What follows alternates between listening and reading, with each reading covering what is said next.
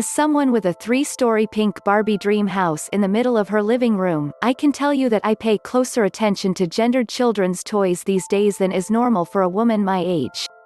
I have noticed, for instance, that the profusion of Barbies sprawled across my floor are not always light-complexioned and blonde, with impossibly attenuated torsos, as they were when I was little. My 10-year-old niece's dolls have a range of skin colors and body sizes. Some Barbies, you might even say, are thicc, current slang for a full-figured curvy body.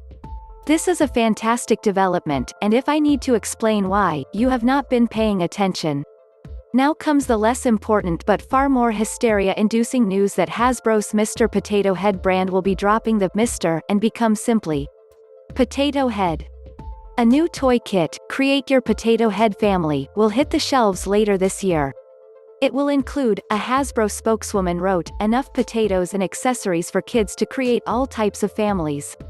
That's right, folks, gay potatoes. Transgender potatoes. Cisgender potatoes. Non-binary potatoes. Whatever kind of spud families kids can imagine. Personal potato pronouns will be interchangeable. If a child wants to call a potato head with a mustache and a dress Miss Thing, who is to stop him, or her, or them? This development set off a new wave of gender panic among the right-wing commentariat, self-appointed guardians of sexual standards and gender identity, though some tried to cover their agitation with sophomoric humor. Gender panic has been described by the sociologist Kristen Schilt of the University of Chicago as a deep, cultural fear that is inflamed when the naturalness of a male-female gender binary is challenged. Schilt told UChicago News that when challenges affect public policy, that's when the panic starts to get really hot. The guardians of traditional morality have decisively lost the battle against same-sex marriage, so now they have had to find other outlets for their anxiety. Their current hot-button issue, other than genderless potato heads, is the fear that individuals born with male genitals will invade spaces reserved for women, places like locker rooms, bathrooms and sports fields.